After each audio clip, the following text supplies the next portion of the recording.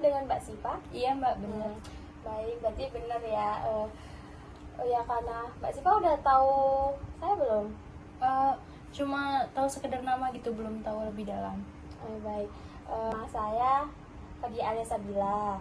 Nah, biasa dipanggil Ayah, bisa dipanggil Mbak atau Kak atau Bu, ya seenaknya Mbak Sipa aja ya. Nah, Mbak Sipa kesini tadi sama siapa? Sendiri Mbak, naik motor. Sendiri, berani ya, sendiri ya. Iya, deket soalnya. Iya, deket ya. Emang rumahnya di mana? Di Raja Basa Mbak, deket sini. Oh iya, benar, deket berarti. Nah, Mbak Sipa sendiri tahu alamat saya ini dari mana? Waktu itu sempat direkomendasiin sama temen Mbak. Jadi ada yang merekomendasikan gitu ya. Nah, Mbak Sipa sebelumnya udah pernah melakukan konseling? Belum, ini yang pertama. Belum ya, baru pertama kali. Mbak Sipa sendiri ini kuliah atau bekerja? Kuliah, mahasiswa Mas ya. Oh, masih kuliah. Di mana kuliahnya? Di Unila Mbak. Oh, deket lah ya. Iya, Unila. dekat. Semester berapa kalau boleh tahu? Semester 5. Ini semester 5 udah mulai padat nih ya jadwalnya. Iya benar. Nah, tadi kan Mbak Sipa belum pernah melakukan konseling ya.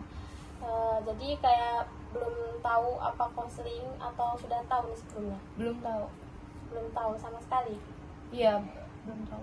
Baik, kalau belum tahu sedikit saya jelaskan ya apa itu konseling. Nah, konseling itu proses pemberian bantuan dari konselor, yaitu di sini saya kepada konseli, yaitu Mbak Sipa sendiri.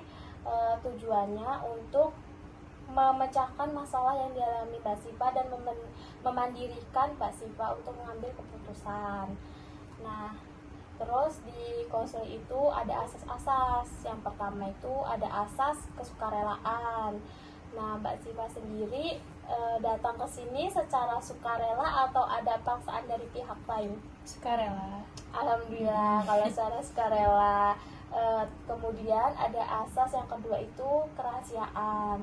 Nah, jadi masalah yang dialami Mbak Sipa yang nanti Mbak Sipa ceritakan pada saya itu tidak akan kesebar kemana-mana. Jadi udah dijamin rahasianya itu terjaga, karena kita sebagai konselor itu udah memegang asas tersebut. Nah, yang ketiga itu ada asas keterbukaan, di mana Mbak Sipa itu harus bisa secara terbuka mengungkapkan apa yang Mbak Sipa alami, Mbak Sipa rasakan. Jadi apakah Mbak Sipa bersedia terbuka? Iya Mbak, bersedia. Baik, Mbak Sipa kan tadi udah tahu tuh sedikit tentang konseling sama asas-asas. Nah, kemudian juga ada durasi waktunya ya.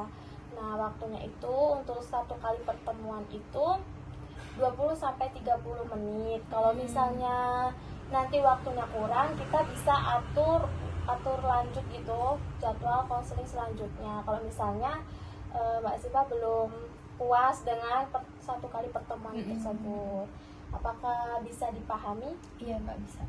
Baik, alhamdulillah kalau bisa dipahami. Nah,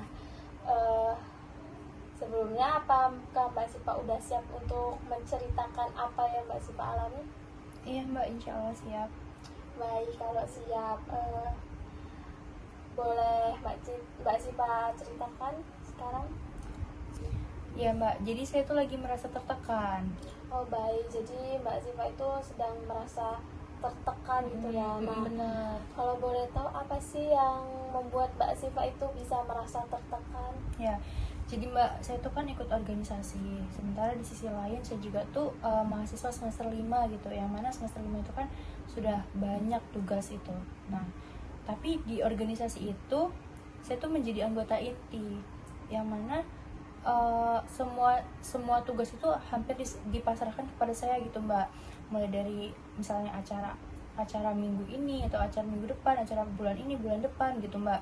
Nah, jadi saya tuh masih tertekan karena dikejar-kejar oleh deadline gitu. Oh baik, jadi Mbak Sipa itu merasa tertekan karena dengan tugas yang ada di organisasi tersebut. Bener. Nah, itu tugasnya itu apakah setiap setiap minggu tuh ada kegiatan?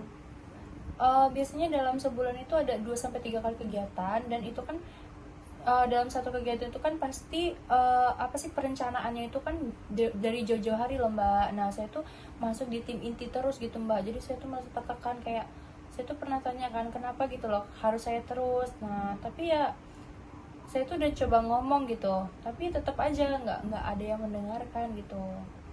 Baik, jadi Mbak Siva itu selalu diikutsertakan benar, menjadi kayak panitia gitu, panitia inti gitu. Mm-mm. Nah, terus kan Mbak Siva bilang tadi tidak ada yang mendengarkan. Iya, Waktu Mbak benar. Siva bilang, kenapa sih Iya, saya harusnya terus gitu. benar.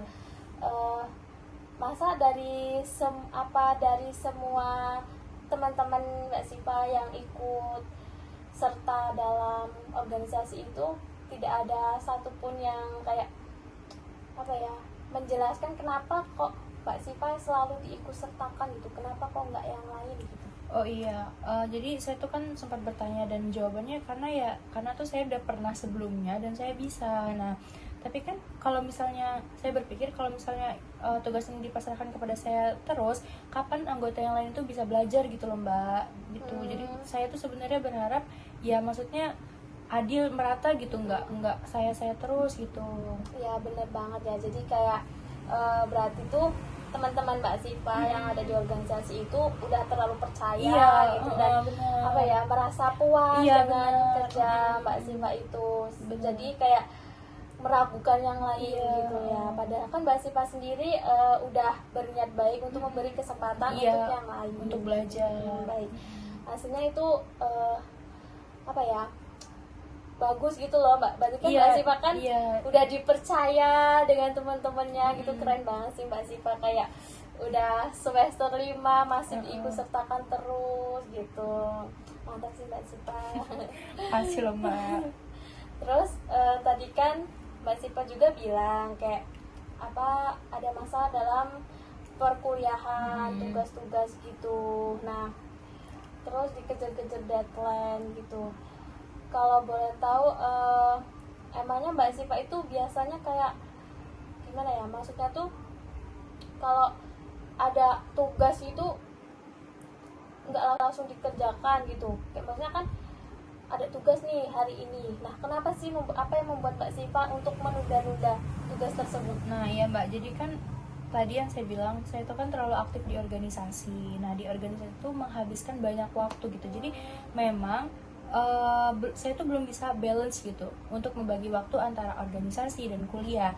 Sebenarnya saya nggak bermaksud untuk menunda tugas, cuma karena saya tuh udah kecapean di organisasi, kadang rapat pulang tengah malam, jadi saya tuh udah nggak ada waktu gitu Mbak buat mengerjakan tugas itu gitu. Oh baik, jadi aslinya nggak ada niat. Iya sebenarnya nggak ada niat ya. tapi karena saya juga udah kecapean gitu loh Mbak di organisasi itu. Jadi karena udah terlalu energinya udah terkuras di organisasi, jadi Mbak Siva itu kayak merasa capek dan nggak sanggup untuk mengerjakan tugas-tugasnya, sampai Mbak Siva itu menunda-nunda. Iya, akhirnya banyak yang tertunda dan menumpuk gitu tugas itu. Baik, biasanya apa sih yang Mbak Siva rasakan kalau misalnya tugasnya belum yang dikerjakan, banyak yang belum diselesaikan? Nah, yang Mbak Siva rasain tuh gimana? Stres ya Mbak ya pastinya, karena kayak ya sebenarnya stres aja sih, kayak pasti ini nanti nggak bakal maksimal gitu loh Mbak kalau udah terlanjur banyak dan numpuk gitu. Saya pikirnya kayak gitu, kayak pasti nggak maksimal gitu. Baik, jadi Mbak Siva itu kalau misalnya tugasnya belum selesai gitu, Mbak Siva merasa kayak stres gitu kan ya, terus merasa nanti tugasnya tuh nggak maksimal ngerjainnya. Jadi kan Mbak Siva tuh tahu gitu ya kalau misalnya menumpuk tugas terus abis itu kayak ngerjainnya mepet-mepet gitu, tugasnya nggak maksimal gitu. Jadi di sini berarti Mbak Siva itu kayak ini ya, kurangnya manajemen waktu gitu ya. Kayak Mbak Siva tuh belum bisa kayak membagi waktu Mbak Siva di waktu di organisasi kapan aja gitu kan, terus kayak di tugas-tugas itu ngerjainnya kapan aja gitu.